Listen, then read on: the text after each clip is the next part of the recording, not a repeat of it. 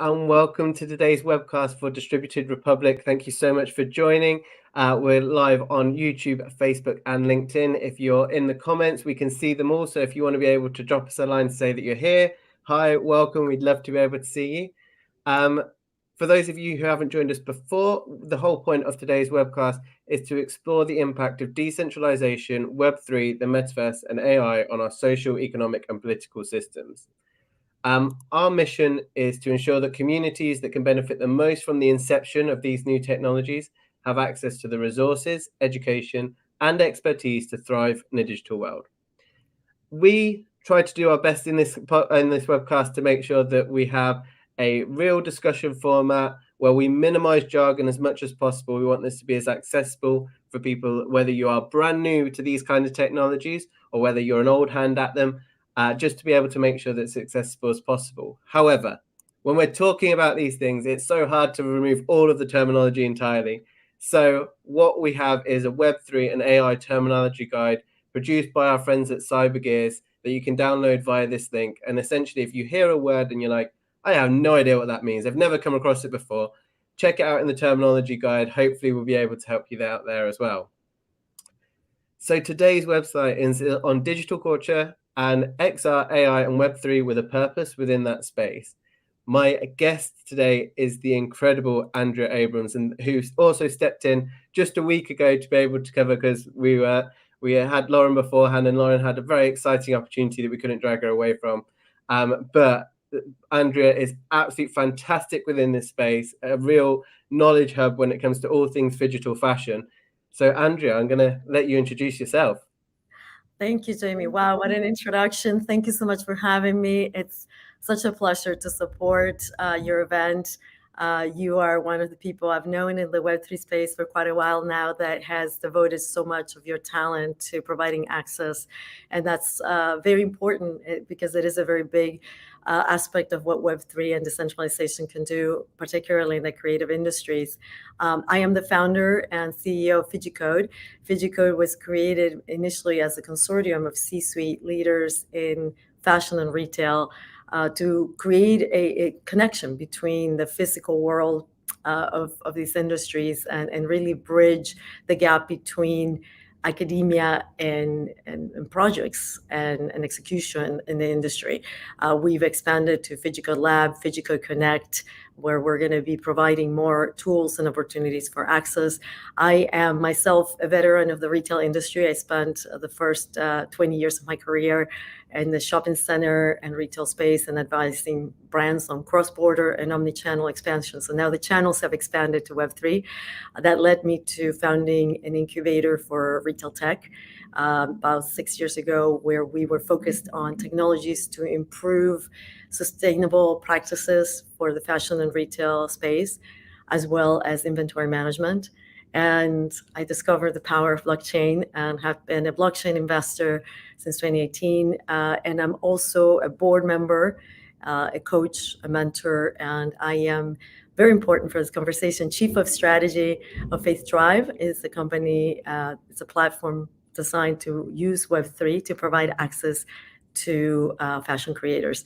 So very excited for the topic today, and hoping that we can get into some interesting opportunities for the community of fashion creators around the world. I mean, thank you so much for that amazing introduction. And there is very few people who can offer the level of insights that we're going to be discussing on today. So thank you so much for joining. Let's go into our first question, which is, how is Web3 technology disrupting traditional business models in the fashion industry?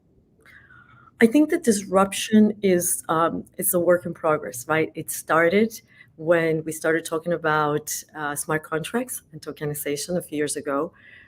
When I created PHYGICODE, we were struggling to explain the power of tokenization. There was an idea of what tokenization could do for inventory management, traceability, authentication, to have digital twins of items. The traditional models for inventory management don't provide the kind of authenticity of information that we can achieve with blockchain. Fast forward to today, because there's been so much advancement in the combination of different technologies, a lot of the things that we put under the umbrella of Web3, the creativity aspect has expanded significantly. So it's not just digital twinning for solving the issues of sustainability, solving the issues of circularity, of end of life, of showing the full cycle of a garment tied to an NFC that connects on chain, but also the creative aspect of digital fashion. So we now see that it's providing a lot more access because, for example, with the platform we just opened on Face Tribe, we can create collaboration between artists digitally. We are offering the first real-time 3D configurator of a garment. We're going to be adding different garment types. You could be joining us and collaborating with your digital art on our 3D configurator that then gets downloaded as a 3D file. We can drag and drop it on spatial and an avatar to create a fashion show that, again, that's shown to buyers in a different country, in a different fashion event. We can use it as a module for manufacturing, for on-demand manufacturing, which is where we hopefully are all headed in a more sustainable fashion ecosystem. So I think it's very disruptive because it's giving us the tools to do things in a way that's more on demand, more sustainable, and far more inclusive. Because before you had to come to New York for New York Fashion Week, now you can create a pretty extraordinary fashion showcase online that is real time and that is showing the 3D files that actually become the items that you're going to approve for manufacturing. Of course, there are a lot of steps still to be taken because we still have a lot of physical aspects that intersect, but I think it's moving extremely fast, much faster than Web 1 and Web 2 did. So, my advice to a lot of the companies I work with in the retail space is you need to start somewhere, no matter how small you start. It's a little bit like when companies decided to use email. I know now I'm going many generations ago, but I remember the days when there was an actual discussion about should we use email in the company, and you have to start somewhere because the technology is here, AI is here, and extended reality is going to be the solution for a lot of fashion problems. Amazing. Some points that I want to be able to touch on there that were thought were phenomenal, but I also thinking about like blockchain as an opportunity to manage the whole production process, being able to look at that transparency that comes with it when we start to think about the way of being able to say we can track every item of this fashion, every material used in this item, and we can say it's from here, we can watch where it came from, who got paid along the way for what. That transparency and accountability is something that the fashion industry's kind of cried out for a while. And also when you're talking about that inclusivity that some of the Web3 technology brings, we're starting to see a lot of fashion DAOs. For those of you who haven't come across that term before, decentralized autonomous organizations, which are essentially using Web3 and blockchain as a way to manage it, which is an organizational structure that much more equitable that we could have never really considered up until this point, which I think is fantastic. And the other bits you mentioned at the end, which leads on very nicely to our next question, which is around XR and AI. So what are those intersections between extended reality and artificial intelligence when it comes to digital fashion? I think it ties a little bit to what you just said. For me, there are a lot of intersections. So let me start by saying XR is an incredible suite of tools that retail and fashion should be using. Augmented reality alone can really transform how we get people to engage more with the physical product and experiences. It's something that we are focusing a lot of our time on developing in PHYGICODE Lab. It's not about either or. It's not how you live your life in a physical space or you consume fashion in a physical space versus how you consume it in a digital space, because it has to be cohesive and connected. When you add the layers of the tools that the masses can use, right? I think a lot of people are now very focused on Vision Pro. It is important to note that a lot of people don't know how their iPhone works or how email works. They just know that it's an application that makes certain things possible. So in retail and fashion, that user interaction is very important. Mobile is very important for retail. You can't do very difficult to achieve some of the things we're trying to achieve with using the technology for the industry if it's desktop only, because most of our customers, of our community, you mentioned DAOs, we really think in the fashion industry now as communities and as shared values. It's very difficult to share values with a community that's only on their mobile phone or mobile tablet or Vision Pro at some point. So I think a lot of what we're seeing is, if you think about the tools that our audience is using, in XR, for example, computer vision will help apps recognize and understand elements in the environment. So it places the virtual elements in the environment and sometimes lets them react to the environment. And so if you think about products and experiences, you think about fashion and you think about the space where you're trying to place something in a fashion presentation. The fact that you now can create with computer vision, that recognition, it's very, very important. Also, computer vision is increasingly being used to streamline the creation of digital twins and digital twins of physical items and locations. Niantic, of course, is one of the big XR world builders that is focusing a lot of their studies on realistically augmenting the world. And this is very, very important because when we talk about digital twinning, I believe that digital twinning is the way we're going to manage creativity as well as production, as well as compliance of what happens to a garment, but specifically in fashion, we're talking today. But the tools can't be more expensive than they can be justified, right? So if a new process of technology makes my overall production ecosystem more expensive, then you're pricing that offering out of the market.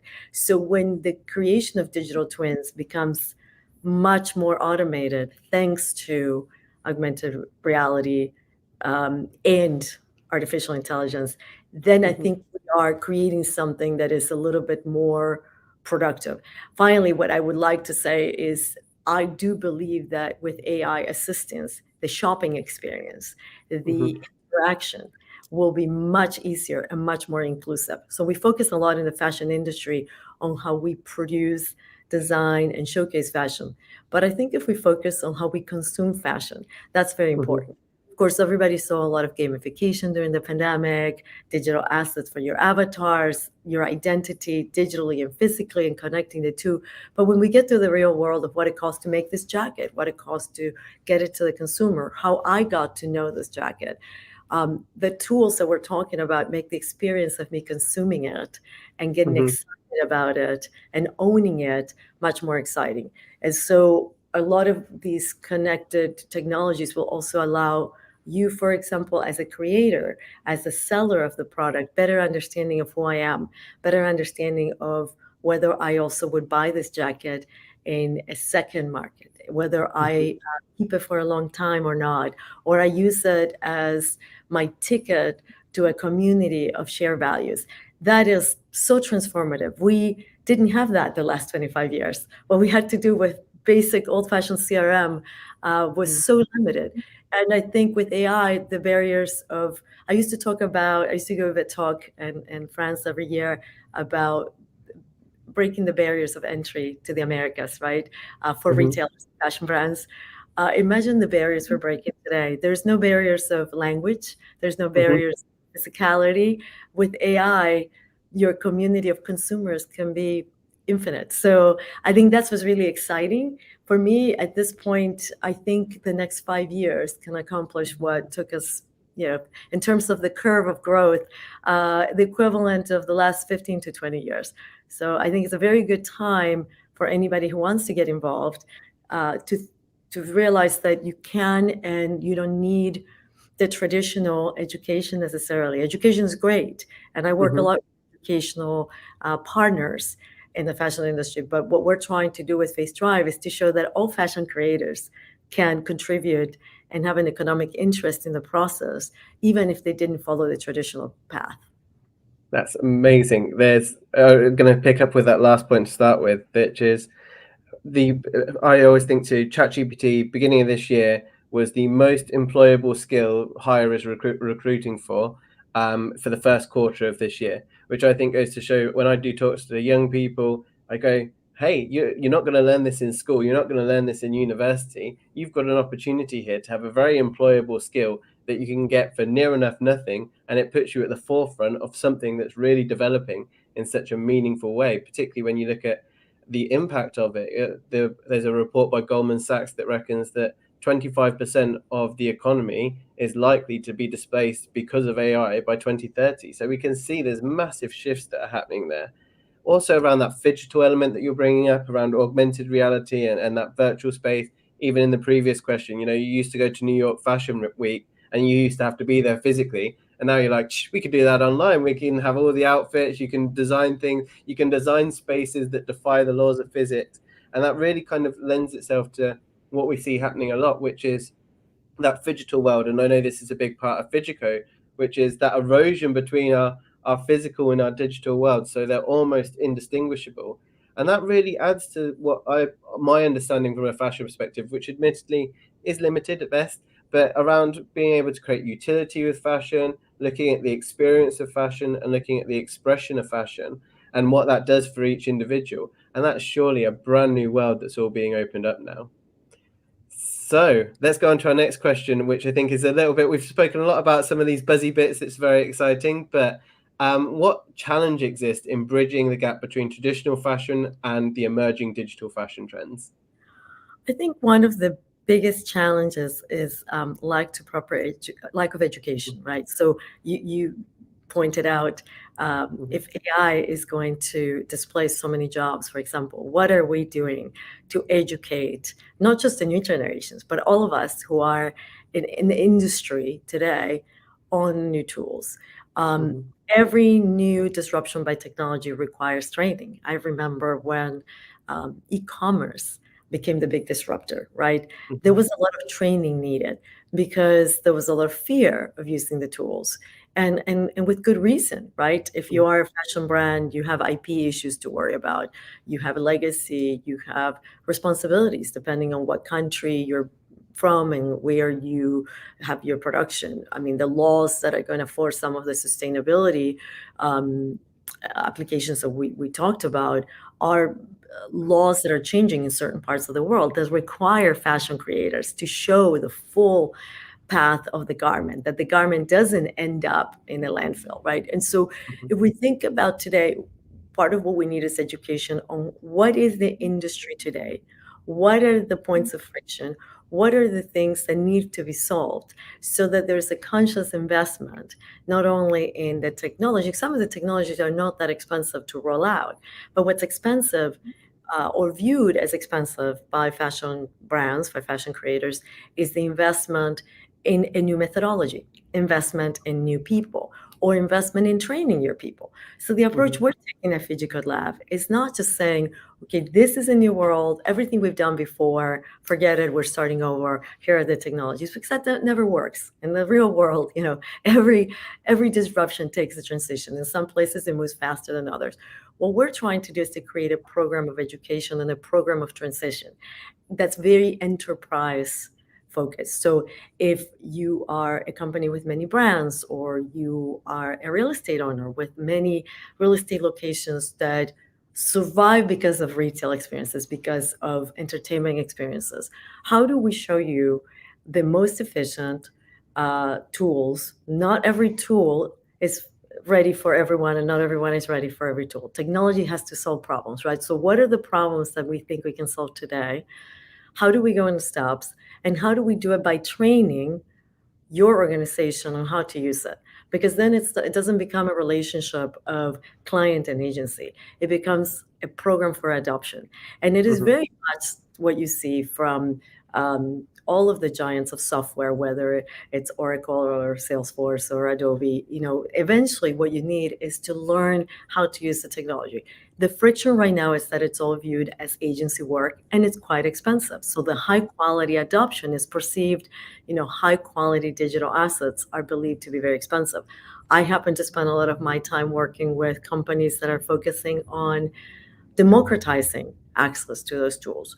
We're taking it the next step of Faith Tribe and making it 100% democratic access. And that, for example, the 3D configurator I mentioned is available at a very low price, and it's in development now. We're in beta, where anybody, you're not a fashion designer, Jamie, but you can join and you can provide access to the design. You'll be able to download it for a small price and to learn how to connect with a manufacturing source. So imagine if we can create that. I call it the Expedia for for fashion, because I remember the first time I went on Expedia and I was able to buy a flight on my own without calling a travel agent, and I was able to look at hotels in a country that I had never seen before and select for myself without a travel agent telling me what to do.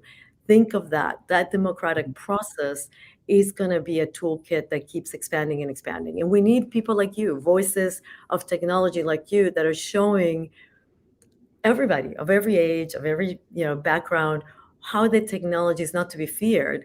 Of course, we're going to need legislation. Make no mistake, it's taken decades since e-commerce started to get legislation to really follow the needs of the fashion industry and retail industry. We still had debates over e-commerce sales taxes as they relate to a specific location in a specific state a few years ago. So I don't like to sugarcoat adoption. I think it requires expertise, legal, tax, accounting experts have to come together. Particularly if you're a business with a lot of assets, you have to take into account how all of these aspects of the adoption need to be considered. But I like to think that rather than view AI, for example, or the merging of XR and AI as new technology that will eliminate fashion jobs, I think it will change fashion shops. It will make fashion jobs available for people who were not traditionally open to it because they didn't have the traditional training. So I think in that regard, it will diversify the marketplace. But I think it's also going to force everybody in the industry today to become a little bit more flexible and adaptable. So, if my generation can adapt, your generation can adapt. And I think that's what's exciting about this in terms of inclusivity and access.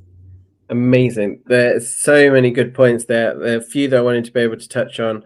First of all, is the whole idea about what we're really talking about now. It's not really these individual technologies where it's AI, X. It's the future of the internet and e-commerce. It's not just one thing. It's the fact of it's the convergence of all of these technologies underpinning each other in a meaningful way.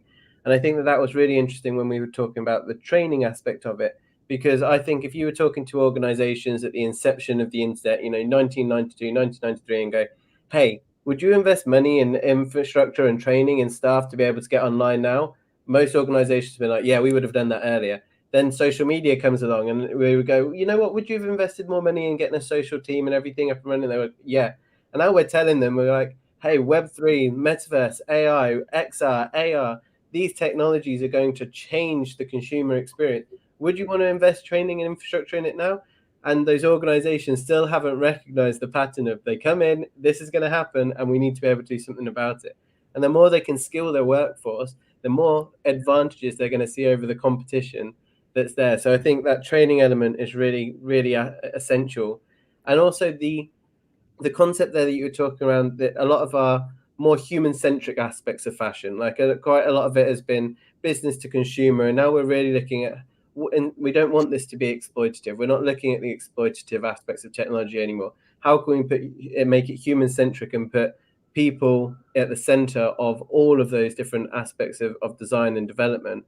And that leads to some very exciting opportunities, which I think are incredible to be able to touch on. So just because in case you're aware, we've got a couple of questions left, but we run faster than you do. So there's a couple of minutes delay. So if you want to be able to get your questions in, start typing them in now and we'll answer anything that we have at the end.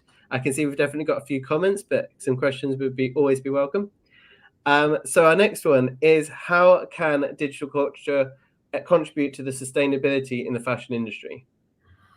Well, I think, look, there's two aspects of digital couture. I mean, it's very simple. One, I think there's a lot of creativity that will be just for the avatar economy alone. And I think as we become more involved in virtual worlds, I used to say, metaverse identities are important. Now, we talk less about metaverse. The spatial web is, as you said, a combination of a lot of physical and digital environments we're going to live in. And so what's exciting today is that I can have a different wardrobe for my digital identity or different identities than I do in my physical form. And I think that's very exciting, because the things that I used to consume and want to wear 20 years ago are different from what I consume today, but my digital identity may have a different personality.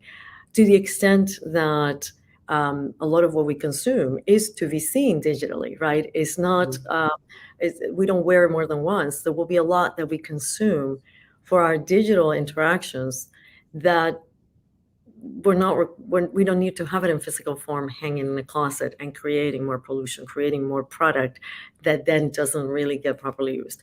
I think the sustainability angle from a couture perspective, as the tools get better, the level and quality of design that can achieve digitally, with the full understanding of the materials, with the full understanding of the profile of that creation, of that creator, of that origin, makes it a piece of art. And so think about, with a digital wallet today, the incredible things we're already doing in jewelry, in a lot of the fashion industry areas of high value assets, where items of high value to be insured can be traced properly with smart contracts. You can have a lot of information we didn't have about couture before. And so I do think there's going to be a lot of advancement in the next 3 to 4 years. I think some of it is going to be advanced by digital only designers, and some of it, I think you're going to see the legacy brands are recognizing that these tools can really expand what they do. But by and large, the use of digital wallets for assets to manage not only the creation, but the understanding of who's consuming this, of who's that buyer of that piece of art that we call couture or fashion creation, is already happening, and it's an extraordinary paradigm shift in terms of how you create something that is valuable to your community. Amazing. That is such a useful insight. I'm going to go over to some of the comments that we've got, and I'm going to pick out one of the questions that I think is going to be very useful to be able to go for. So first of all, we have people from all over the world, from Japan, Vietnam. We have comments around, it sounds like it's making fashion industry much more accessible, so more people could come to the market. People that are working within the space as well, carbon neutral countries, working textiles. The question that I want to be able to go for that's on here that I think is going to be really insightful is from Nicole, and she says, as an educator, I'm curious, what do you feel are some of the key things that young students should learn in order to thrive in the industry? Well, I think the students of fashion today are all becoming, because they are aware in their real life of the existence of these tools. I've seen cases of the students actually asking to learn about certain technologies and asking to learn about how to connect them to the things that they're learning. I found that a lot of the students don't want to just learn the traditional path to fashion. But what I think is lacking, and I think some institutions are already focusing on this, is course on ethics. What is the ethical use of tools? What are the rules of engagement when you have a decentralized ecosystem? Because I think in the fashion industry, a lot of the education goes into how do you produce, how you communicate, how you sell. It was a very clear path before. Web2 made it a little bit more complex because you have a lot of interaction. You have to be able to manage this, two-way street of interaction. What you put out there in terms of physical elements, representation of diversity, we've been spending more than a decade on that. So as the tools get even more complex, as the potential to digitally copy somebody or somebody's creation becomes easier with technology, how do we teach students the ethics behind the use of the tools, so that it's not just about regulation and legal control, it's also about an ethical understanding of how to use it. And I think we're going to have a lot of debate in the industry about image. What is an appropriate image in the digital space? And I think everybody's seen a lot of the conversation with the Web2 platforms for the last so many years. But the reality is that now it's even far more complex, because you can create digital humans that sound and look like the real thing. And so how does that get portrayed in fashion? I think that's where I would urge anybody who's in the education space to think about that, because you're sending creators into the world where the tools are available, without training. And to be frank, the training is just starting. So that's, to me, one of the biggest friction points that I would love to see more educators addressing. Love it. There's a great little game that I play on my training, which is called Is It Okay? And it's about digital twinning. And we ask questions around things like, is it okay if an organization created a digital twin of you to continue work after you left the organization? What happens if they paid you to do it? What happens if you won an award, or that AI won an award that was based on you? What would you do within that bit? What happens if it committed a crime? Would you take responsibility? Would you take accountability for that bit? And it's funny that you always go, when there's a paycheck involved or when there's accolades, people are like, yeah, that would be completely fine. And then they're like, maybe not. Maybe if it did do something that I didn't like, I would feel it. So I always feel like that ethical part is a really interesting part to explore. And it's also just at the beginning of being unpicked as well. Like, we are so early in these conversations. And one of the reasons that this webcast for me is a meaningful aspect of it is we want as many people from diverse fields to be able to participate in this conversation.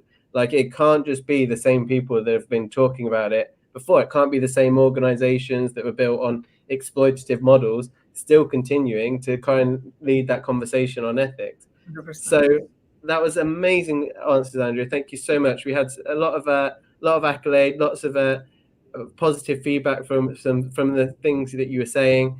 So thank you so much for being a guest on today's webcast. Just so before we leave on this bit, just a few other things. If you are interested in learning more about this stuff, then feel free to join our community. It's free, it's online. You can go to distributedrepublic.xyz and just be able to join. We've got loads of resources, materials. If you want to be able to learn more about what Andrea does, do check out PHYGICODE. It's phygicode.io. And I've put Andrea's link to her LinkedIn and stuff like that in the group. So if you want to be able to message me on LinkedIn and mention that you participated in Jamie's webcast, so I know that that's where it came from. And give me a few days, and I will get back to you. But I would love to hear from everybody who participated today. Amazing, Jamie. Thank you very much, Andrea. And if anyone else is curious about this, we spoke a lot about technology and the training aspect. So if you want to learn more about it, get in contact with myself, get in contact with Andrea. There's lots that we can do to support your organization to take their place in this digital revolution. So thank you so much for your time once again, Andrea, and I'll catch you all very soon at the next webcast. Bye. Bye.